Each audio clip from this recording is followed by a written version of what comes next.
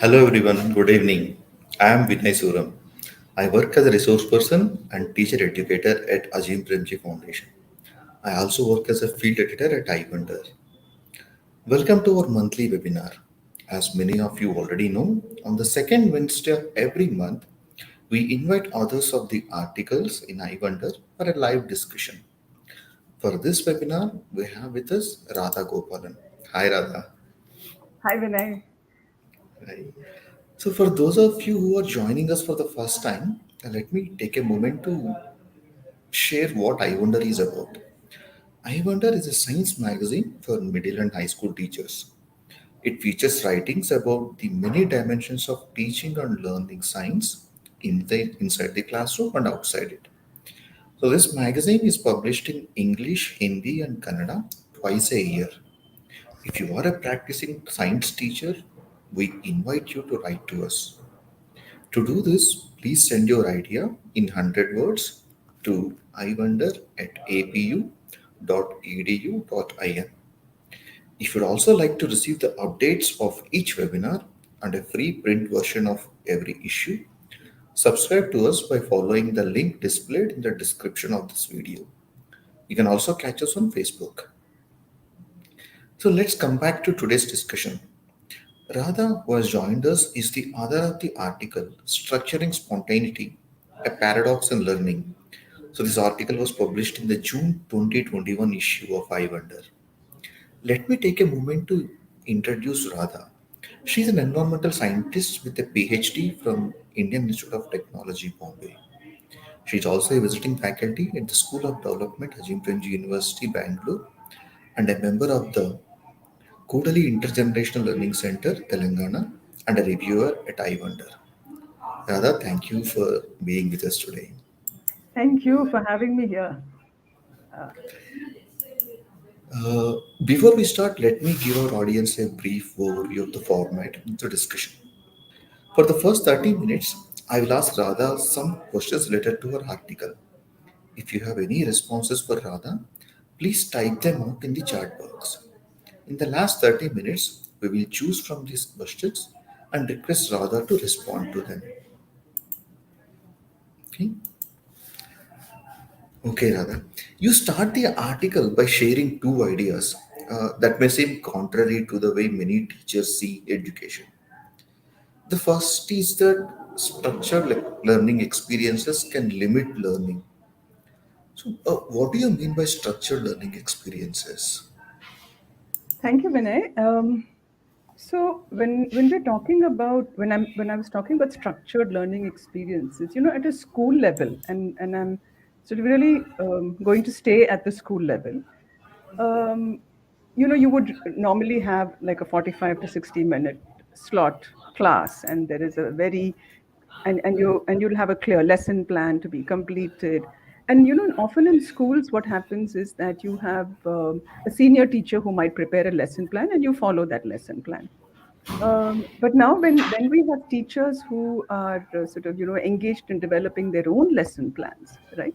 Even then, what happens is there's a lot of pressure in terms of the syllabus, the topic to be completed, certain worksheets to be done, all of that. So there's just and you know this because you yourself have that experience. So there's a lot of that goes on. Now, what happens is that therefore there isn't uh, sometimes there isn't that much freedom or autonomy to develop your own lesson plans, right? But even when you do have that freedom and autonomy to some extent, often what happens is as teachers we get very bogged down by the topics to be covered, and then there's the exams, and there's all of that. So then what happens is that there is a tendency to go from topic to topic, and deeply instructional also very often, because for instance, if you have a class of 40 or 45, right? You have this topic to finish, so you think that as a teacher you also think that as instructional and as detailed as possible and as predictable as everything, as everything should be. And so you plan it that way, right? And so in the process, there's also another thing that happens sometimes, and friends of mine who are teachers have shared this, that in some situations, parents also, have been, particularly during COVID and now post COVID, whenever there are online classes, parents have been monitoring what children are studying in class. And so certain topics are not covered or covered. So there's kind of pressure from multiple quarters. But so then, even if, for instance, the teacher has some freedom, there is a tendency to structure it as much as possible. And so, in the process, the child or the student uh, doesn't sort of have what we normally call agency, or doesn't have really a role. And then, and then what happens? And then often what happens is the activity is an end in itself, True. isn't it? So Yeah. that is so it's a very long-winded answer for what is structure, but that's sort of, these are some of the things that I was thinking of. Yes, yes, yes, yes. But what do you think that the students learn from these experiences? And you also say that it limits as well. And Yeah. how does it limit? So, and here I was thinking of what the philosopher J. Krishnamurti said, and I'll share that slide, a little bit after, maybe a couple of sentences that I'd like to say here. Definitely that there is, one thing that I always think about is there is a difference that what is taught and what students learn. Okay, there is actually and that's something that we need to think about, as teachers. We are very busy teaching something, right? But what is it that children learn? uh, See, children always learn something. They get exposure to they get exposure, they get familiar with terms, with definitions, with concepts, with what is needed to pass an exam. Of course they learn that.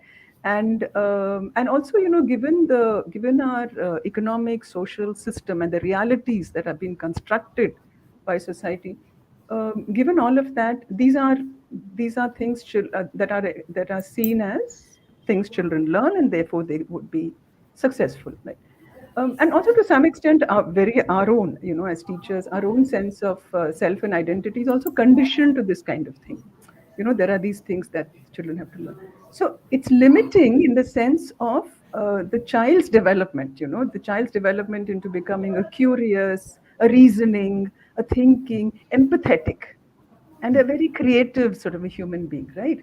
So I tend to get a bit philosophical here, because it's sort of so these are some of the things. And I think here at this point, let me try and share this one slide for our viewers. I'll just try and share this and see if we can read what Krishnamurti had.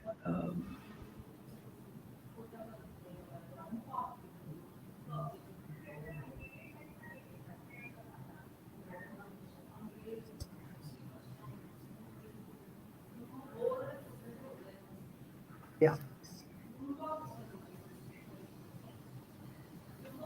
So here it is. I think we should be able to see it. Yeah, it's coming up. Yeah. Okay. Yeah. So I think we'll give people, a couple of minutes to sort of look at it, and then maybe I'll start reading it. So this is about what is learning, right? The whole movement of life is learning.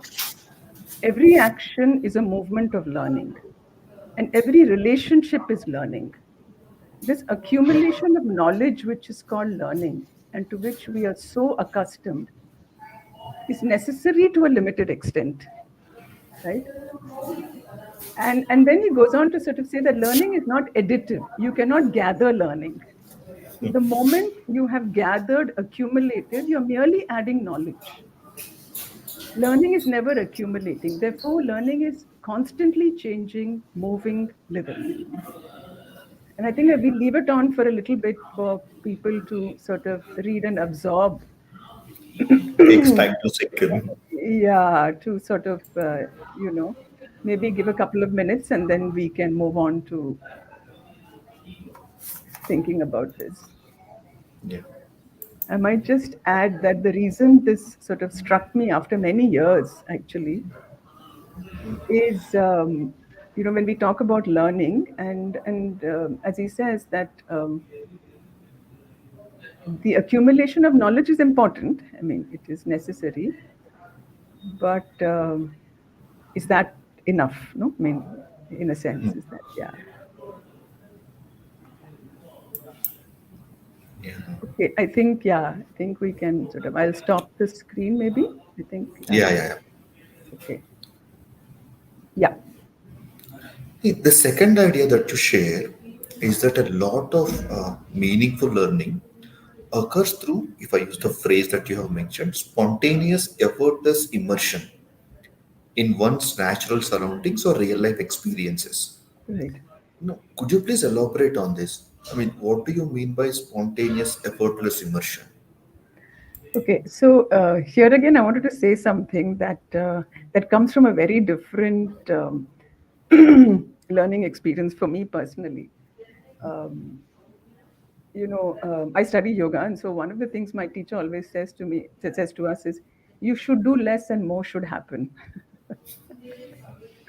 So I see when I think about spontaneous, effortless immersion, I think of it's not just in the context of children and learning, but even as people, there is a lot we privilege doing, being busy, achieving a lot in a short time, multitasking, doing many things. And with children, they are doing all the time. There is some activity or something that's happening all the time. But when we talk about a spontaneous, effortless immersion, not that nothing is being done, but more is happening than is being done, in the sense that, for example, if I'm standing in front of a tree, or and I've done this with children, stand in front of a tree for 20 minutes, you know and no and write down or draw whatever you see. Okay, and this is only seeing, right? Whatever you see. So the first question that one gets is, what should I see, what should I write about, what should I look for, right? But and these are questions not just from children, from adults as well.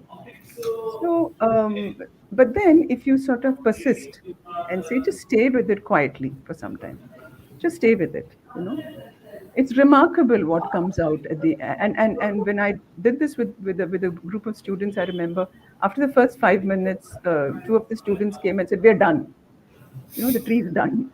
So then you say, no, you're not done till I say you're done, and that's where some structure you bring in. But you're kind of hoping that and so you sort of give them a structure of saying 20 minutes of time. But Vinay, maybe you want to mute your thing for a bit and then come back with when you come with the question. Yeah, sorry. Yeah, no problem. So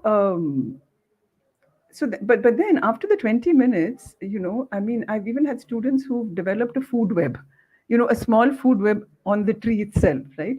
So but then it's quietly standing there, and it's seeming as if it's effortless, that you're not doing anything, but it's you and the tree, literally, you're communicating in that sense. So, and it's only 15 to 20 minutes, but even that. And similarly, I mean, we've had situations where there's not much vegetation or anything, but children, sort of, you walk with children on the road, and they're looking at cracks on the road, and all of you sit down and you look at the cracks, and then you wonder what's happening there, and then after 10-15 minutes even, you see a whole drama playing out there. There are ants and all kinds of insects, and a little sapling trying to burst through there. So there is all of that, and I want to sort of go back to what, and here again, I was reminded of what Krishnamurti talks about, and I thought maybe we'll share another quote from him, just to sort of think about. This is more really to think about um, learning, and about what we mean when, I mean, what in the context of what I meant when I was saying immersion, just in that context. I'm just going to switch to the next slide. Yeah.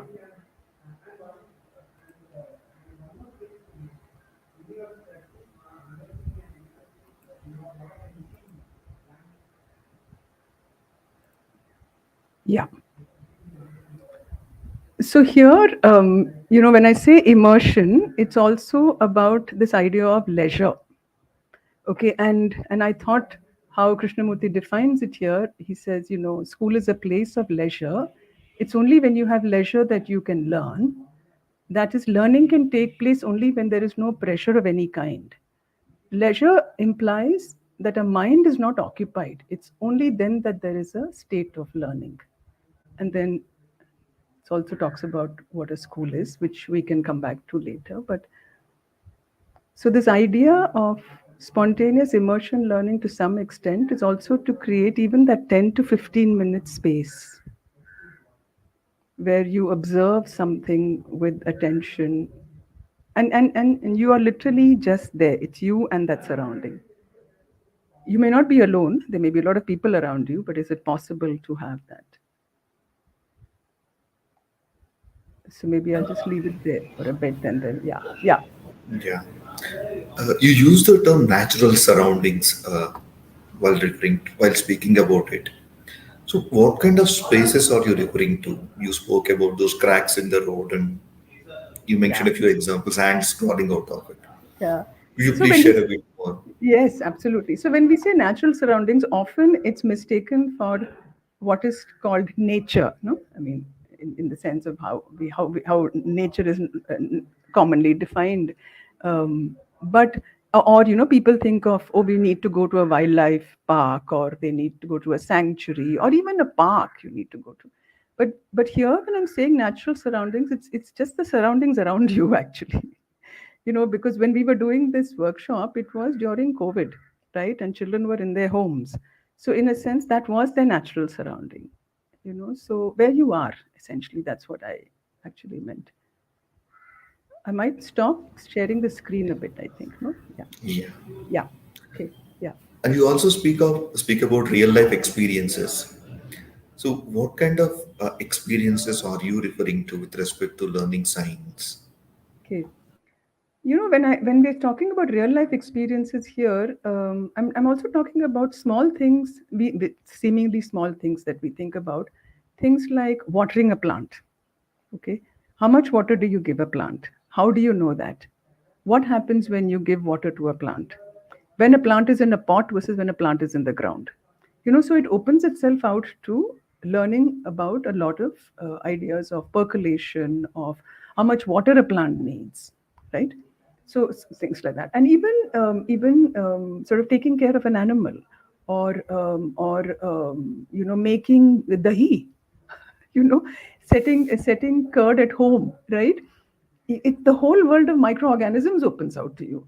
And with older children, you can even think about the choices we make on mobility, for instance. How do we get from place A to place B for older children? But for the younger ones, particularly 6 7, that middle school age, um, because and I think I want to share one quick example here, Vinay, if you will indulge me here.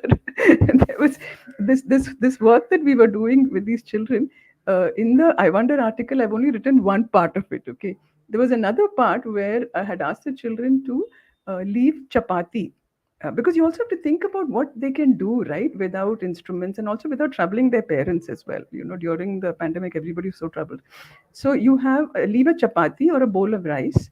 Okay, observe the smell and its appearance, and then next morning observe it. So go on doing that for 24 to 48 hours. You will not believe the kind of descriptions I got. And there were children who, even after we finished the course, there was one child who for 20 days she kept that bowl of rice till it liquefied. So I'm saying, it's just it and then she's like, what is it? What microorganisms are these? What is it broken down into? What are the products? So it's a very simple thing, and these are, everyday experience. So actually I was thinking of things like that when I meant real life experience. Okay. Yeah, yeah, yeah, yeah. Those are really quite real life experiences, very common. Yeah, yeah, yeah. Idli also, idli batter, those kinds of things, because you learn so much. And also gundofying atta, it's an exothermic reaction. So, you pour water in and then you can actually sense. Yeah, sorry, I could keep going on, I think. Yeah. Oh, it is meant fine. But why do you believe that spontaneous experiences lead to meaningful learning? To to some extent, I think it's because of the unexpected and the uncertain. You know, um, we are very. I don't know. I find that a lot of times we're predicting.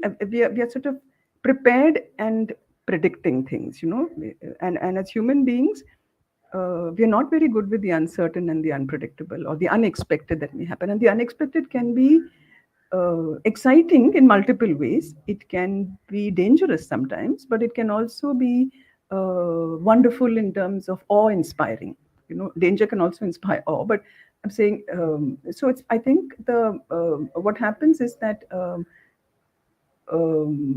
when you chance upon the unexpected, then you can't sort of, I think, particularly for children, there's a flurry of questions that come to mind. Why, what, how, those are, and that's what happens with and then also you try to explain it as well. Children, and not just children, all of us, but I keep saying children, but all of us, many times we see something, and we're not observing it for what it is. And with spontaneous experiences, what happens is, you look at it first, you're awed by what is happening, or you're just surprised, you're pleasantly surprised. You say, oh, how lovely, oh, how wonderful. And what is this? My God, I walk through this place every day. Why didn't I see it? Those kinds of things, unless I'm looking carefully. But when I say meaningful learning, I mean that it's a trigger. It's such a trigger for the not just the observing, as in a, as we talk about observation in science, but also an emotional process. It becomes, then how you relate becomes very different to your surroundings. So and a small example, when I was teaching in Rishi Valley, and we took a bunch of children, um, they were watching cows being milked, and they were so excited. And as an adult, I had completely ignored this, I think. Why was there froth when the milk was falling into the bucket from the udder? Why is there froth? Oh my God, the milk is frothing, because we've never seen it like that, right? You'd see it in a glass. So then the question, and I brought it back and asked the 10th grade and teacher, maybe the physics students should think about this. Why does it froth, and come and explain to these little ones why it froths in a way that they understand. But so that kind of yeah, that's sort of what I was thinking about. But sometimes some teachers may argue that the spontaneous learning through life experiences may result in some alternate notions about underlying phenomena. How would you respond to this? And I think that is true. It can definitely happen. But I think when there are opportunities for reflection and discussion, because when there is an experience, and if there is an opportunity for that experience to be brought into a classroom, for instance, or to an adult who's working with the children, and if there's an opportunity to further discuss that, what was that experience, what did you learn from that experience, and to reflect on it, to sort of reason it, right, on the questions that have come out of that experience. I think then you can actually address some of the alternate conceptions, or even misconceptions that may arise. But in the absence of it, it sort of gets consolidated in your head, and then it sort of resurfaces as anecdotal experience and claims. And I think here of the article and the webinar that Melanie Tresek King had done for us, so it can happen, yes, those kind of conceptions. And also many of us as teachers, and you've seen this in your classrooms as well, that children bring in conceptions, alternate conceptions, and it takes a long time to and it's also what adults have told them in those environments. It does, yes, it does. But yeah, yeah. See, you point out in the article that school science education may require teachers to work with both these elements rather than choosing one over the other. Hmm, hmm. Why do you think so? So, the way our school system is structured. By and large, it does not allow, it does not really allow space, or it doesn't provide opportunities for sort of curiosity driven learning, because many times it is seen as a digression from the syllabus, because like what we discussed earlier, teachers have a lot going on, or there is a plan, or there is a goal, there is the exam, etc. And so then what happens is structure, right? Structure allows us to build sort of like a framework for learning skills. If it was completely sort of, for want of a better phrase, open ended, without, all children don't really, some children need a certain amount of structure, right? So that structure would involve, like I said, learning skills, providing some facts, getting children to understand concepts in a certain way. There is a process by which we teach which we teach concepts. There's a scaffolding that we do build on foundational understanding. But when we do that, and we also provide opportunities for spontaneous experiences, then spontaneous experiences, build curiosity. They build the ability to discover, also to see relationships in the surroundings of study, also to reason, and most importantly to question. And so so then what happens is it becomes a way of thinking, right? And in this context, there is, I think of the word discipline, but not in the sense how we use it in terms of disciplining somebody, but there is a certain discipline that's required to learn, because there is drudgery in learning. You learn your arithmetic tables, because it allows you then to build on it, to do certain calculations better, and so on and so forth, similarly across all subjects. So I think working with both is important, but the question is, what is the structure? How do we see the structure? Yeah, yeah. I guess it gets more clear and clear when we take an example mentioned in the article and discuss it in detail. You share this example of working with both elements in the Yeah, context of designing an online module on biodiversity for middle school students. yeah. What were the objectives? How are these connected to the scope and focus of the middle school curriculum? Yeah, that's a very good point actually about taking an example. Otherwise, one can tend to go into the abstract a little bit. So the article was based on a session that I had done, several sessions actually. It was called Sensing the World. Okay, and it had two main objectives.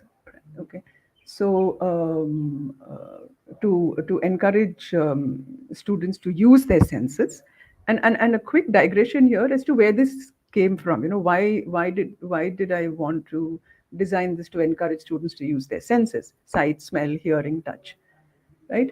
So, to learn about their surroundings. Why did we want to do that? Because a lot of the children came from backgrounds. I mean, they lived in peri-urban areas, etc., but they came from situations where I mean, I knew a little bit about their backgrounds. It was largely sort of in where children are sort of rushing to, they're identifying, then move on. You identify, you see a bird, you identify it, you move on. So that kind of a situation, and which happens a lot with students. So one objective was to encourage them to use all their senses, but again, sight, smell, hearing, touch again with conditions, and taste we had left out, because I was not, there was no control over what we were saying. And also to explore the importance of observing with attention, right? And to develop awareness of the changes that are occurring in their surroundings. So once you become aware, then you become sensitive to these changes. So these were broadly the two objectives of the. And to answer your second question about how it connects to the scope and focus of the middle school curriculum, if one were to take the NCRT, curriculum. So for example, in grade 6, they have this world around us, right? They're looking at plants, and they have to list things around us, their characteristics. So this is where the whole idea of observations, morphology, habitat, and also they're expected to develop drawing skills as part of their syllabus. So this would be one place where it would make it would relate to.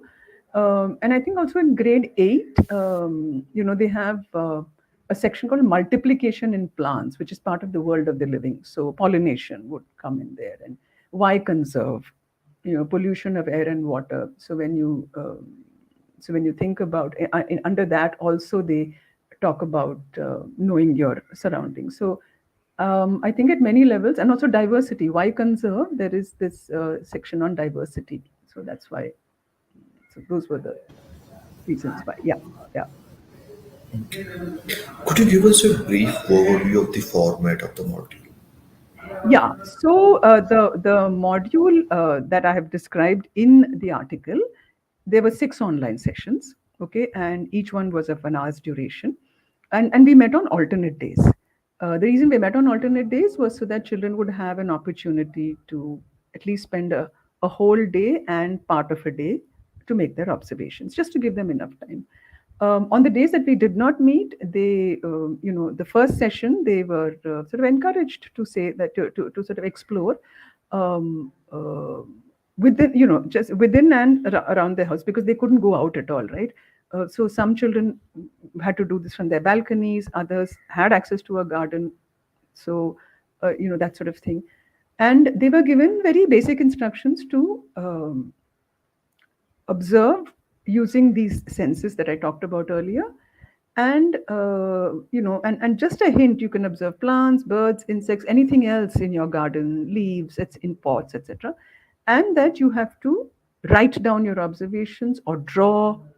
um, and so these were some very basic instructions that were given to them. The last two, and then we had some more sessions, and then the last 2 sessions, they had to go into the house and observe the diversity of life that's inside the house. So this was broadly the and when we asked them, when I asked them to sort of observe, I also said you can even tabulate it. You can put it into a table form, you can sketch it, or you can also keep a journal where you can write the date, the time, the location where you made the observation. And this was in preparation for the next few sessions. So but one thing is they could not take photos. Yeah, yeah. Yeah, how many students did you work with? And could you please tell us something about their background? Sure. This online course, I had about 10 students, right? All of them went to English medium schools, and they were local government schools, right? And because this was an online class, they were also from different cities. So that was very interesting. Chennai, Mumbai, Bangalore, and there was one from Guwahati. Okay, and interestingly, in all cases, the children lived in the outskirts, meaning they weren't staying in the city proper. So there was a bit more open space around them. It was not cramped with buildings. But and some had, see, there was also interesting that some had access to a laptop, others were using the phone, their parents' phone. Okay, and they were mostly from grade 7 and 8. But at the insistence of a parent, we had one little one from grade 4, and in fact she's the one who's done those beautiful drawings which are there in the article.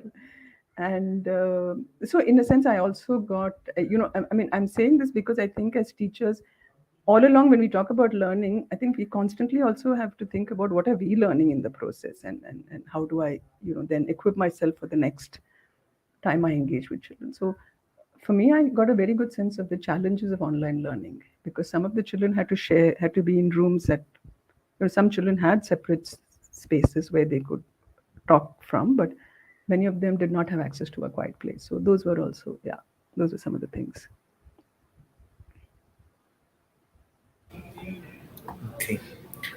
Coming back to the design of the module, you suggest introducing selective elements of structure. So one of these elements is the instructions you give students in the introductory session.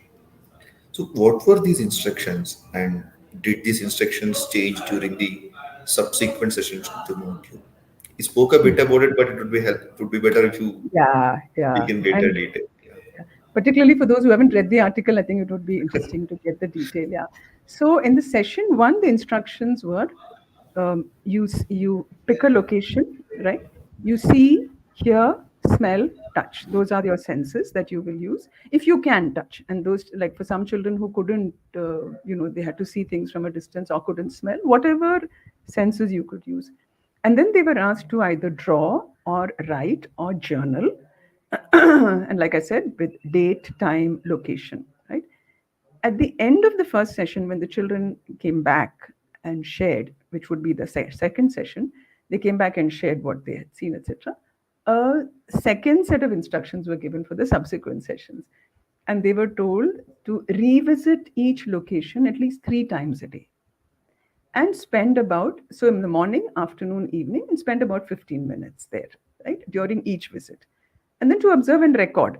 So at that, there was no additional instruction about how to record. They were asked to do this. When we moved indoors in the last two sessions, children interestingly had to be given cues on where they could look for life. So things like one had to actually tell them things like, oh, maybe you should look at the behind the door, maybe you should look at your the chawal ka dabba in your house, there might be something inside it, or in your bathroom or under the sink, or so a little bit of that had to be sort of, those were some instructions, more than instructions, prompts had to be given to children. Yeah, yeah. This is quite interesting. The next one, the non-negotiable instruction that you give students is to avoid taking photos. But some teachers may argue that photos may have given you and the students a better chance to identify what they have observed and learn more about it. How do you respond to this? Oh, this is a very fair point, you know, because okay, so, but the objective was to observe with one's senses first, okay, record their observation, more than identifying what they observed, right? So often what happens, and I've seen this many times, and I'll elaborate a little bit on this. When we observe things, often we observe things with an explanation in our head. So then, are we actually observing what is in front of us? Is the question, right? And why is that important, right? Because in science, I mean, we must be true to the observations in front of us, right? Before we jump to inferencing or explanation. So we therefore need to observe with attention. And sometimes what happens is when you have a device to take a picture, the eagerness to take the picture and to look through the lens is much more than to the actual observation. And children, particularly this generation, given excellent technology that we have, they're very adept at it, and it's great. I mean, I don't sort of I for not for one moment do I decry the value of that technology, because I'm also thinking of things like Foldscope, for instance, which is attached to a mobile phone. When it's attached to a mobile phone, it's wonderful. We see some fantastic things. And but what happens when you are what Krishnamurti calls pure observation? You're recording every detail you see, and if you can hear, and if you can smell, and if you can touch, then you move on to tactile, tangible, and it builds a relationship with what you are observing, as opposed to so. So yeah, so that's one of the reasons. And but I agree that that taking a photograph after you've done this, I think, would be very valuable, because sometimes what happens, particularly, and I've seen this with bird watching a lot, it's this, oh, I've identified the bird, and then move on, and then you don't sort of really watch the behavior of the bird. Where is the bird located? Where is, all of that sort of, yeah. Are there any exceptions to this rule? Let's say that the student wants to observe in the dark, or if someone wants to shoot a slow motion video. That is something which one can do with more and more phone cameras that we have these days. Oh, that's a fascinating question, actually, because it's absolutely. I mean, it would be just wonderful, no, to sort of, like, say, for instance, when we do these, like sometimes I have friends who in their gardens have these sort of night cameras which capture night vision cameras which capture anything that's moving, and you see some fantastic things. Oh, absolutely, I think there's a lot of value to that, because it also display I mean it also expose or not expose, I think it makes you so aware of so much life at night which you don't think about. Oh, I think there definitely are. And this can be very, very valuable, and the question though I would always ask is, why are you taking that picture or video? To think about the purpose of why you're doing that, not to just do it because you have the device, but what is the purpose. No, I think that's kind of important.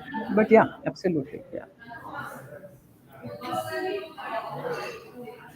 You also suggest that such elements of structure can help students engage in more systematic observations and deeper explorations. So, why are these systematic observations and deeper explorations important in science learning? Hmm. That's a good question, really good question. So when we make multiple observations and at different times, and I'm talking about this particular module where we were doing this, then you and when I say systematic, I'm talking about a certain time of the day. Say for instance, you've made, like we told them to do it morning, afternoon, evening, spend 15 minutes, very specific. When you do this, you begin to observe patterns, rhythms, and then you begin to understand behavior of whatever you're observing. Then this leads to questions. Why does this happen this way? Like one of the children asked, is there a clock? Why do these birds come at this specific time? Why don't they come in the afternoon? Do they have like an internal clock? It sort of raises questions like that. Systematic also, in a sense that I use it, also encompasses the recording of these observations in a particular fashion. And the reason why we say, time, date, location, and description, because then when you go back to this information, you are able to see if anything has changed, and that's important, because then you can arrive at possible then you can actually think about possible explanations. You can look up information. You can find, so in a sense that constructs knowledge. So yeah, so that's, yeah, does that make sense? Yeah, yeah, absolutely. I mean, I was just recalling one of the responses that you mentioned in the article. A student wrote, "When did you see it?" The date is like, I almost see it daily. Yes. It was quite interesting. Correct. Correct. Yeah. From your experience of working with this module, could you give us some examples of the kind of learning that these elements of structure facilitated? Yeah, like sort of one I was telling you about the patterns and rhythms. I mean that was a very interesting sort of that I thought was quite an interesting learning for students actually. Um, the other thing was also differentiating between observations and inferences.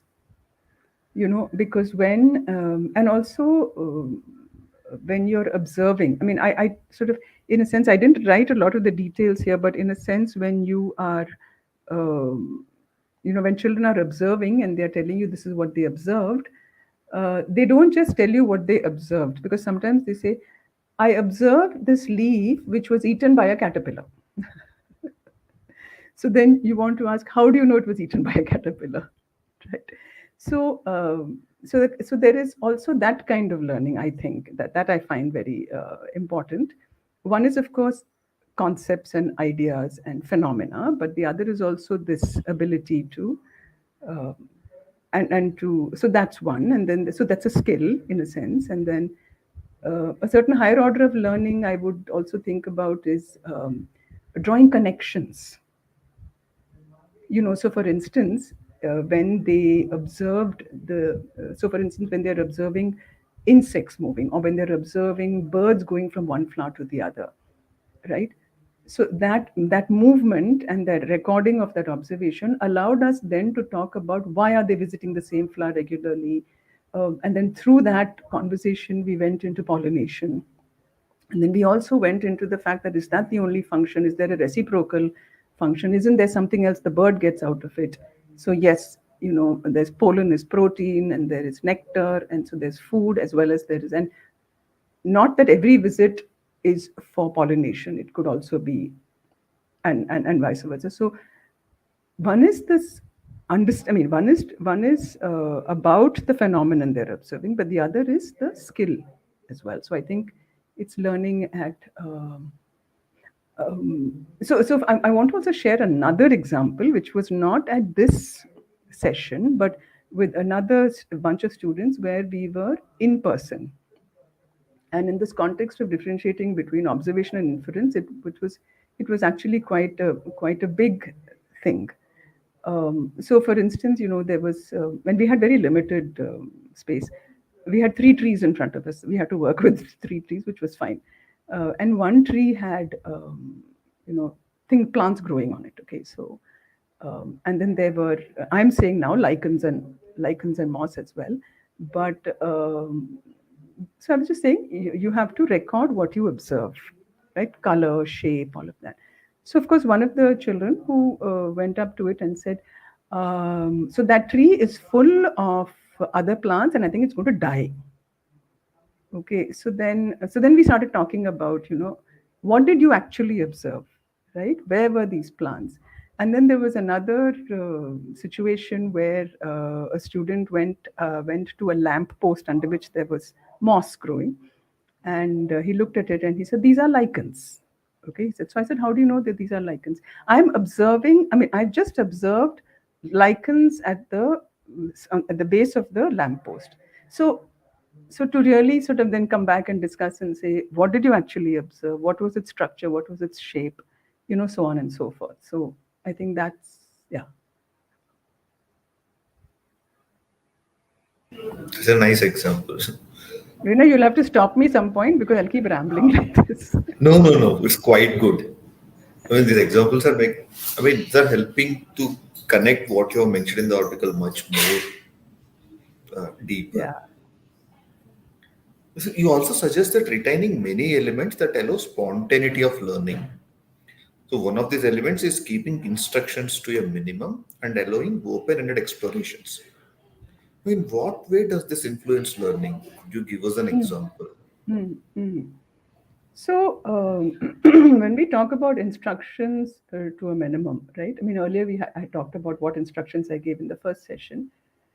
What does a minimum actually mean, right?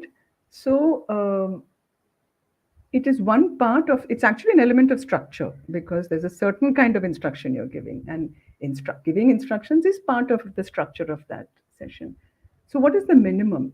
So, you give enough instruction so that students are able, so it allows students for a systematic observation because you want them to sort of, and so that they learn how to make observations, look for patterns, look for relationships, but don't tell them what to look for in the instructions, because many times, and I've done this too in the past, definitely, where where you're teaching a concept and you say, go and look at this, you know and you direct them what to look for. But here the attempt was, how do you, and then leave it to them to discover whatever they find. So in that sense, it's keeping it to a minimum so that sometimes, it can become very random and sort of uh, in the case of some children, not very productive, and then they get bothered and bored. So that's the other, yeah. Okay. So you have been stressing this fact quite a lot about encouraging students to use all their senses to make observations. So why is this important? So why is using all your senses important? And for me, the most important thing about using your senses, right, all your senses, is the emotional relationship that you build. I mean, one is, of course, we perceive the world with our senses, but the way we live, often we privilege one sense over the other, and mostly we privilege the sense of sight, right? Whatever image or picture we build of the world, the memories we construct, which is again knowledge, is through all our senses actually. So, for example, Each of our senses evokes an emotional response. So, for instance, the fragrance of jasmine or the rangoon creeper on a strong summer night. Okay, that stays with you. Okay, and then you begin to slowly build some knowledge about that plant. It's not just the white flower or the white flower becoming a pink flower. It's also that there is this fragrance. Where is that fragrance coming from? How do we smell? How does that fragrance reach us? Why is it that on a summer's night it's much stronger than on another? So it takes us into realms of very different things. So when we use all our senses, we construct a much richer knowledge of our surroundings, which then allows us to, and I keep going back to the emotional connection because I think we relate to the world first at an emotional level. And then, yeah. So that's why I think it's important. And I'm just giving you for fragrance and this, but also touch, so tactile. And I know the Montessori system particularly is very very good with this. Yeah. So, in encouraging this, using all the senses to make observations, what were your expectations from the students both during the module and beyond it?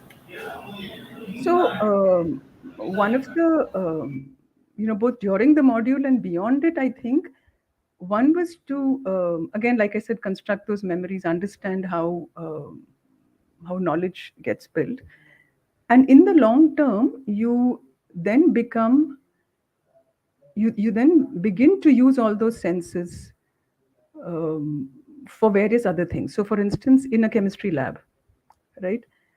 Smells, particularly in organic chemistry. So it's important for you to know the smell of something. It's important for you to define a, a compound based on its the visual. Yes, we do flame tests or any of those visual tests, but also from the point of view of smell. Then sometimes when you are designing things, there is a sense of texture and a touch, right? And so it builds a much greater sensitivity in you even as you get old. Once these skills are honed at a younger age, it becomes, for want of a better word, I'm saying it becomes a habit in the way you learn about things and the way you use those senses. Yeah, So, at this point, we have a question. sure. Mrinal Shah asks, did you create a sort of motivation for disciplined or structured observations? Say, asking children to repeatedly observe something at specific times. Yeah, and Mrinal, that's exactly why we ask them to go back to the same location 3 times a day, sit there for 15 minutes. So yes, it is for structured observation, but like I said, I use the word discipline in a very different way, because it builds a certain, I think, and I'm going out on a limb a little bit here, but I think it builds a certain kind of rigor when you and I'm using it in that sense. Yeah. So yeah, I hope that makes I hope that response is makes sense. Yeah. Yeah. Oh, So, about, coming back, yeah, yeah. So actually, I'm sorry, Mrinal. I think I sort of didn't read your question completely. Did you create a sort of motivation for disciplined or structured observations? I might I might like to think yes, because the reason why I say this is that when they went back, right, and they saw this, they observed patterns, no, and they began to see things they hadn't seen earlier, when it was just a one off observation. Sorry, Mrinal, I think it's a very, very good question, and I missed that motivation part. So I think, in a sense, it did motivate the children to go back, because I'm thinking of two or three children who continued, even after the sessions were over, for a couple of months after that, and kept doing this kind of observation till their schools reopened. So I think there was a discovery that has happened at that point through. So I think in that sense, it's a motivation for structured observations. But like I said, I use the word discipline in a different way. Yeah. So I think yes. Yeah. Sorry. Yeah. I hope that makes sense. But that's a really good question. Yeah. So, coming back to the point of spontaneity, elements of spontaneity of learning and using senses, some teachers may wonder if this approach may have some safety concerns for both the Hmm. child and the organism they are observing, Yeah. especially in the context where children may be making these observations without adult supervision. How would you respond to such concerns? No, no, that's a very, very valid point. Because you have to, it is very important to discuss safety concerns with children when, for example, when I've worked with children in the outdoors, particularly here, of course, like you point out, there was a parent and also it was not because most of the children were quite distant from their point of observation, except for one child who was in her garden, who had access to her garden. But there was an adult around and all of that. But even then, whatever it is, I think it's important to discuss these warning. For instance, when we are outdoors with children, and I've been outdoors with children so many times that you have to constantly warn them, in a sense, also about not touching or eating something that looks like a fruit, and what to touch and what not to touch. In a sense, you as a teacher might point them to, or you as the adult there might. So, teaching children responsibility and safety, I think that's also an example of a minimum instruction that has to go in. No, for sure. Yeah, that definitely, yes. It can be tricky. If you're with the children, it's a different story. But when you're remote, sometimes it can be tricky. Yes. So, you also encourage students to record their observations in multiple formats. Could you share some of these formats and tell us why allowing this flexibility is important? Yeah, so the formats that we were looking at was, drawing, sketching, tabulating, journaling, and some children actually asked, "Can we write a poem or an essay?" And I said, "Yes, you absolutely can." And the reason why that was encouraged and why multiple formats were given is because one is these are expressions of I mean, these are expressions. Tabulation and journaling was encouraged, again coming back to what we talk about observation when we talk about observation in science, so that there is so that you have, it comes back to the systematic observation aspect of it. Sketching, why is sketching important? And here I really want to share Meenakshi from Povidam, who was earlier on a, in fact, her article is there, the same issue as this one. And she's also was on a webinar. So I'm going to just share, sorry, excuse me. I just need a drink of water.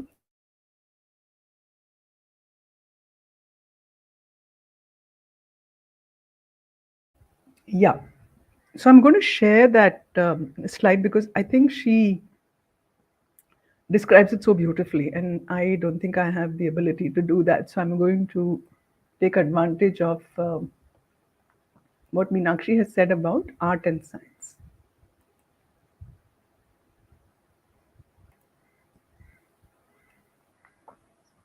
Yeah. So, and I think people can read this. So, in a sense, I think what there are two parts of it that are important to note here. One, of course, is drawing is both an expression of understanding and a visualization of possibilities. It enhances a child's concentration, imagination, creativity, and aesthetics. And when we draw, our heart is silent and our mind is focused. We look through our eyes, understand the object with our brain, observe from the heart, and draw with our hands in this action.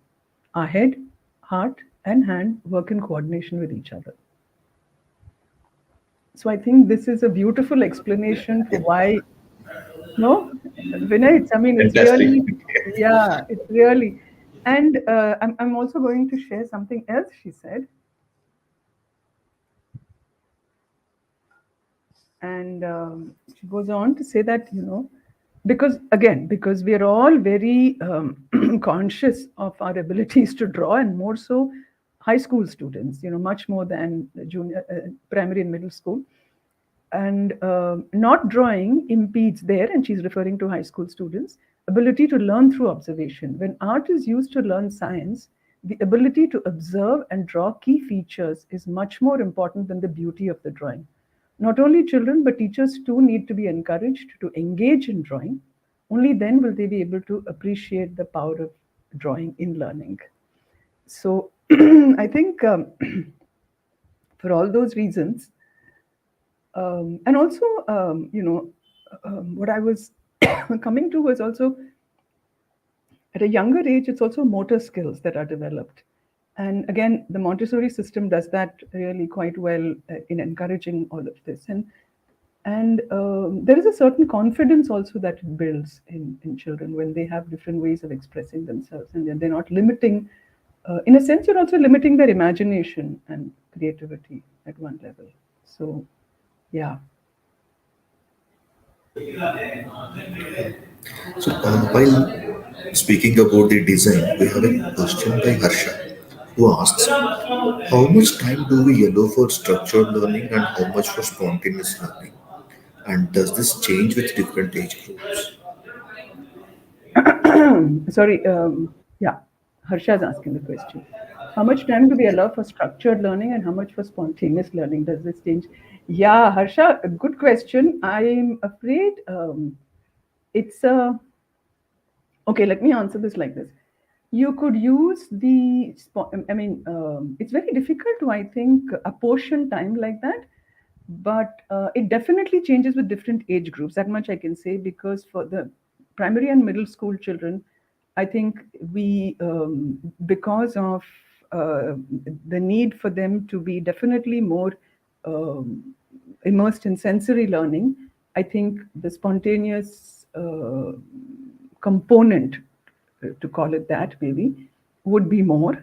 With the older children, and particularly when you're dealing with abstract concepts, it's very hard. And again, this is not to say that it can be used to teach all topics and all concepts. No, I mean, I think it is, sometimes you use spontaneous learning to just provoke interest or bring motivation into students, to excite them about something, and then, so definitely, yes, it changes with different age groups. Yes. Okay. Questions play an important role in your module, and you speak of two sets of questions. So, one set of questions are shared by you and are seen in the written records that students submit. For example, their observations on plants include questions like what visitors did you see on the plant? What were the visitors doing? Why do you think they have come to the plant, etc.? Now, how did you arrive at these questions? Mm, okay, so one is, I was thinking of ways to encourage students to think about relationships, right? Rather than see it as a tree or an insect or an animal or or as a discrete entity like that, right? Um, so that was one reason why. But then I said, okay, how can we frame these questions in a way that you're not telling them what to look for, right? So that was one. The other was also, and I didn't want to sort of limit what they saw, because they are seeing it in their space, right, and their imagination, and I would have a very limited way of thinking about it. So so that was how some of these questions came about, actually. Yeah. And in fact, I might even land up, I might even, if I was very specific with the questions of what to do and what to see, it may not allow them to observe certain other things that are happening. So yeah. So, do you And see these questions? yeah. Yeah, please continue. No, no, I'm saying I also wanted to introduce the idea of food web because we're talking about relationships. So then I thought, okay, let's see how we can arrive at it. I mean, I was not sure how we were going to arrive at it, if at all. But yeah. So, do you see these questions as elements of structure or spontaneity? Well, I see them as prompts to facilitate spontaneity in a sense, like, which goes back to what we were talking earlier, that there is a certain structure that is required, I think. And again, I would use, and to go back to what Mrinal had asked also earlier, not Mrinal, I think Harsha had asked earlier.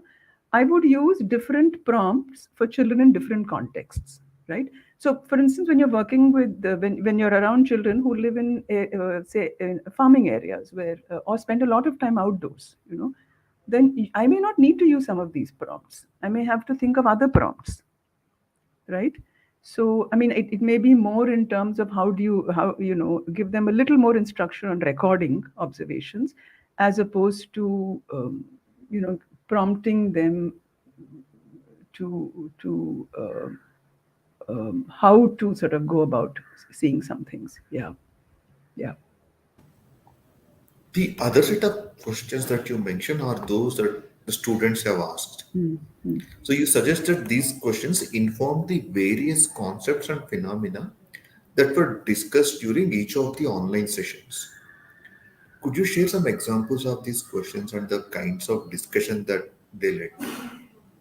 So during the second session, when they were given instructions to go back to the same location 3 times a day and spend 15 minutes at each time, um, in fact, I had to encourage some of the students to write down their questions.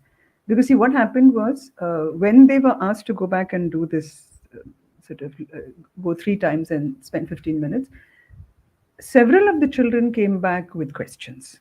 They came back with questions like, why do birds go from flower to flower, or for food, or why do they go, and how do spiders weave their webs, and why do flowers and fruits come out at certain times of the year, or do they actually come out, or have we not noticed them? Things like that. But there were some children who actually needed prompts. They I had to tell them to actually write their questions down. So as a result of these questions, we discussed these questions that came about led to um, our discussions on pollination, on phenology, on spiders and their webs. um, and then slowly we started building the connections and the relationships.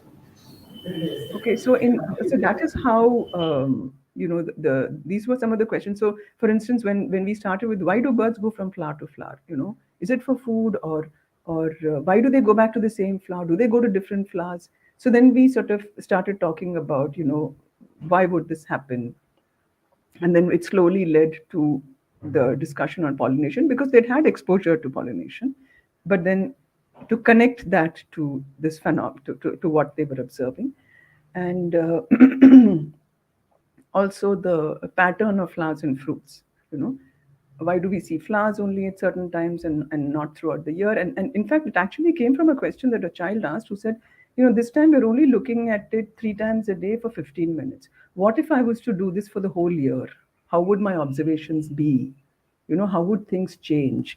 So then I said, why don't you do that? And then we started talking about patterns of fruiting and flowering. And interestingly, while talking about patterns of fruiting and flowering, and what might be some factors that affect them, there was this sudden question that came up about what about climate change. So then we had to sort of step back a little bit and take that question for a little later, and we had to do it over 2 or 3 sessions subsequently, and then had to talk to them. And yeah, so there was a lot of input that was required at that point of time. No, sometimes it might happen that those observations that the students share may not be scientific in nature. Yeah, How do yeah, you address these? yeah. So that's a very that's a very tricky one at one level because personally, I think every question that a child asks is acknowledged, meaning I sort of put it down. Something I do in-person sessions is we put down a chart called burning questions. It's put up in the class, and then or in the room where we are all there, and children are encouraged, when they have that question, to just get up and go and write that question. It's also done so that they're not interrupting the class at one level. They just go write it there, and then we pick it up at the end of the session. So that's something. In this session, there weren't any. I guess it was the nature of what they were observing. But for instance, there was another time I remember one child who said that, the jungle crow, because it's completely black, he said, you know, I will never look at that jungle crow. I'll close my eyes. I said, why? He said, because it's a symbol of death. So then, I was, yeah. So that sort of was difficult for me. Definitely was a big challenge, and then I had to try to understand the origin, and also when children ask the question, there's a lot of work that I've had to put in to not express judgment either by sign or by action, etc. That's something that I find is very important, because anyway the children start laughing, you see. Um, so then I sort of try to understand the origin of this from the child. Why do you say that?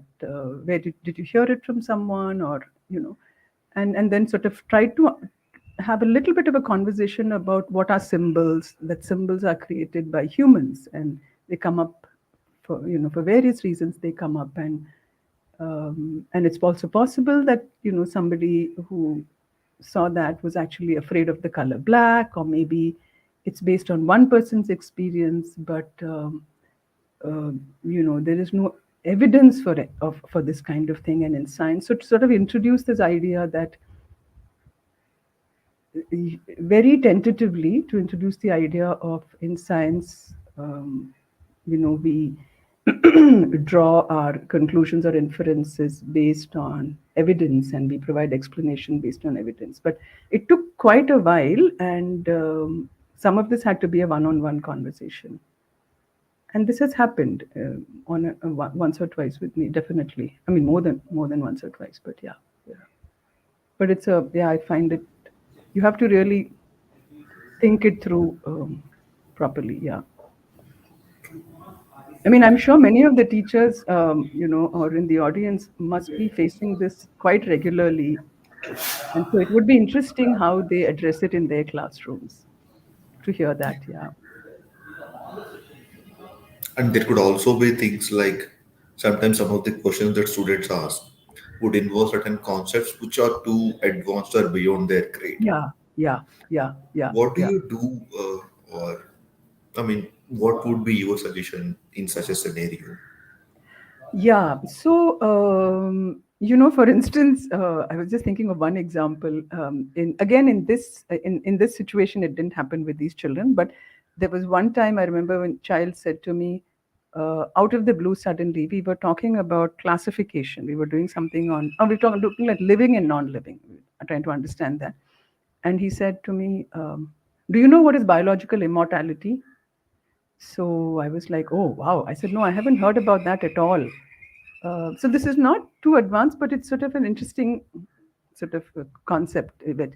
And then I said, why don't you explain it to us or share information with us? And then he brought it the next day, and then we went through it and realized that it was about organisms that go into hibernation. I mean, into sort of there is polyp formation. So so this organism that he was talking about, and I think it was, I can't remember very clearly. I have to go back and look, but it so there's a vegetative reproduction phase and a sexual reproduction phase, right? So when under extremely harsh environmental conditions, this goes into a hibernation and then vegetatively reproduces. So he said that that is biological immortality, actually, because that organism doesn't die at all.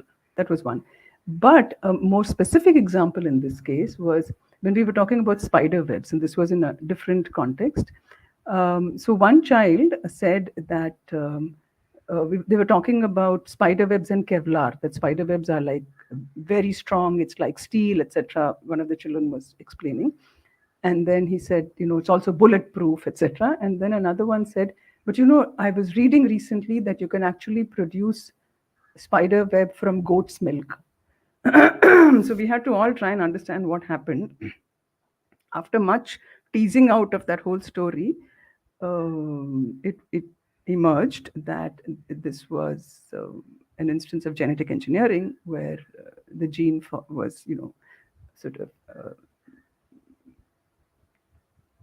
And so then we had to so then I had to actually, and this was seventh grade, so then I had to actually say that, first, there are some concepts that need to be understood here. It's not a goat's milk. The goat did not produce the spider web, but there is a process by which scientists take the genes from one organism or one specific section and then insert it into another organism, and then it's a process that you will understand later. And so then you'll be, then you'll have a much better understanding of how this is done. So for the moment, let's stay with this explanation. And so, yeah, it is a struggle for me, definitely, to try and explain uh, what is genetic engineering to sixth standard, but or seventh standard children. But yeah, so that was one example. While speaking about the design, did you have a list of concepts in mind that you hope to cover through this approach?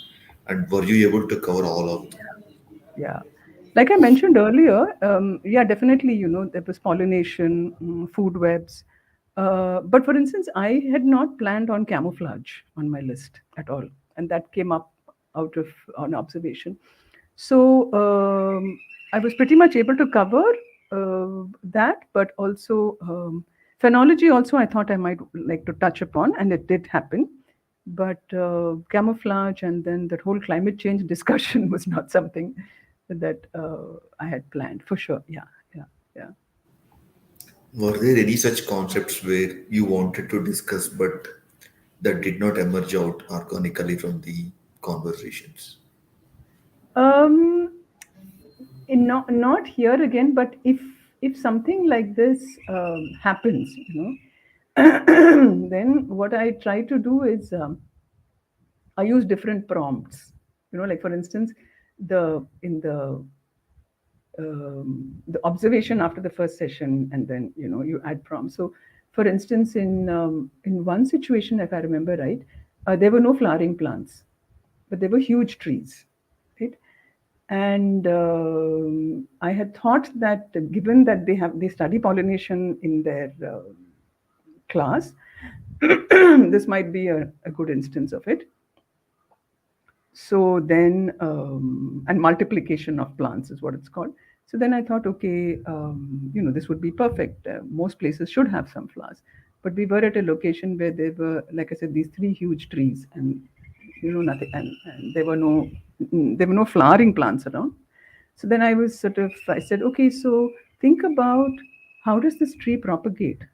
How does this tree multiply? Okay, so then we started sort of slowly through discussions, we reached a point where we said one way that plants propagate is through the process of pollination. And then I tried to draw memory from children, that have you seen birds or insects visiting flowers, and then drew from their memory, and then we started sort of discussing it and saying that um, two of those trees are, I mean, that these trees are flowering trees, but this is not the season. So then we could also talk about fruiting and flowering, and then moved on to, yeah. So sometimes you have to sort of change the prompts a little bit and maybe give more information. You end the article by contrasting these two approaches, bridging structure and spontaneity. In one approach, students are introduced to a topic before they are engaged in activities designed to focus on particular aspects of the topic in their environment. In the approach you use, students are encouraged to make observations of the natural world, and these become the starting points of a discussion on many and often interconnected concepts with their teachers and peers. So why do you feel that second approach may be better than the first one? So in this instance, I would definitely say that, because I mean, in this instance, I sort of arrived at this understanding because students, there is a certain ownership that they're taking of their learning, because it is also emerging from their observations. But most importantly, The second approach allowed them to see the connections and relationships between concepts that they were able to weave together, right? So, like for instance, they observed uh, plants, they observed birds, they observed insects, they observed all of that, but they also observed what was happening between them. So they were able to see. So they did not just observe a leaf, its shape, its structure, its color. They didn't stop there, right? They were also required to look at who was visiting. How often was that visit being done? They were sort of pushed to go beyond, and they were not given a situation and asked to observe something, or they were not directed to observe something, right? So I think the second approach, to my mind, it allowed them to build those connections between these concepts. Um, and then I'll just give you one example here. So when we were talking about pollination, and slowly it led to bees, right? And one student, actually, interestingly, the parent had, when they heard that they were doing this, I mean, when they saw what they were doing in the course, they shared an article with them about how bees were being trucked to pollinate almond trees in California. Okay, so this led to a kind of a discussion on monoculture, what it means, for how much water, for how we use water, for how we use resources. So all of this was triggered because of their observation of these visits, which then led to the discussion on bees, which then led to the parents sharing this article. So many things came together through this, is what I is my sense of it. Also, skills are developed through this approach of curiosity, of systematic observation, of questioning, right? And I think it is also, the learning is more integrated than when we look at discrete topics. If we were to just look at a plant as just that plant, its morphology, its structure, etc., as opposed to its place and relationship in the world. Yeah, yeah.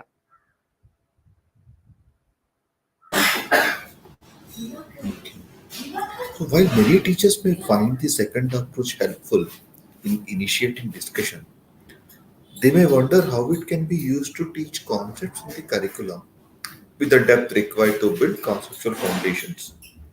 How would you respond to this? So, Vinay,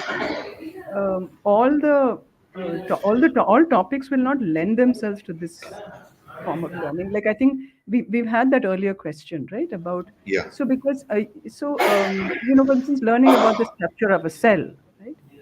And but what teachers can do, I think, and this is how I see it, is you build curiosity in understanding a phenomenon, right? You build the curiosity, you build skills of that we've talked about, all the skills we've talked about, and that lays the foundation for a deeper exploration, the ability to go deeper, and also to ask questions, even in the case of more abstract or less experiential concepts which are to be grasped. So that's my sense of it, and yeah, yeah, that's how I see it. Yeah. We have a related question from a teacher from our audience. Payali asks, fear at every level dominates the learning space, and the teachers are scared to counter the status quo. Do you think the textbooks and the inner urge to learn can meet each other? Can I see that question? Can you just repeat that question? I was trying to understand the second part. Yeah. Yeah. Fear. She talks about Yeah. fear. Yeah. The So she's second saying that part. Hmm. Sorry. Yeah. the second part of the question is, do you think the textbooks and the inner urge to learn can meet each other? Okay. So fear at every level dominates the learning space. True. Teachers are scared to count. Yes, absolutely. Now, textbook and the inner urge can meet each other. See, the way I see it, Piali, and this is such a important question. See, the textbook. We see the textbook. Unfortunately, for a lot of times, textbook is seen as the only resource, right? And I think the textbook is one of the many resources at the disposal of a teacher, right? So, and I know, and I'm going back again to what the inner urge to learn, right? I mean, learning is intuitive, is what I remember Meenakshi saying as well in her article. Learning is an intuitive process, and learning happens in multiple ways. Learning anyway happens in multiple ways. But if we look at the textbook as one resource, then I have a sense that it can this the question that you ask might be sort of addressed in that way, because as a teacher, if we look at the textbook as one resource and see that there are many other resources, or there are many other experiences that can be constructed for children to learn, then I think this may, yeah, I don't know, Piani, does that make sense? Hmm. And also maybe some of the observations, the spontaneous observations students bring up Yes, might yes. lend themselves to the discussion. Yes, yes. And also what we do in class, no? I mean, the activities we design, which may be outside of, again, there are some very simple, like we talked about the real world experiences. Like, say, for instance, measuring your shadow at different times of the day, eminently doable in the space, in that, school timetable space. But often what happens is that, and as Piali says, it's such a real issue because teachers are always told to look for active learning experience resources. And I've heard this from many of my teacher friends that, can you share some active learning experience resources? But, and this is what they are asked to look for. Now, I mean, there are many things that happen on a day to day basis around us which are active learning experiences in themselves. Life is an active learning experience itself. The question is, how can we use all of this in a classroom without countering the status quo in a way, Piali? I think as teachers we can, isn't it? Without without sort of as you say, countering or rocking the boat in a sense, to find opportunities of learning, I think, and also not to sort of not belittle, but not to underestimate how children learn. I think it's a very important question, though, Piali. I think I'm going to think about this a lot more. Yeah, You had designed and executed this module during the COVID-19 yeah, induced lockdowns yeah, when children were at home. yeah, Now, this may have allowed them to explore a familiar space, like the backyard of their own homes, in a new light, at their own pace, possibly alone or in the presence of a parent or a guardian. Now that the schools have opened up, how do you see this approach panning out in a school backyard in the presence of a teacher and a number of other students around them? I yeah, would like to continue this. I mean, now would yeah, the observations would change when the friends and teachers are around? oh, absolutely. For instance, and I'm saying this and I'm laughing because I did a couple of, it's been a while since I've actually gone out with children and done this, but I did some right after the pandemic.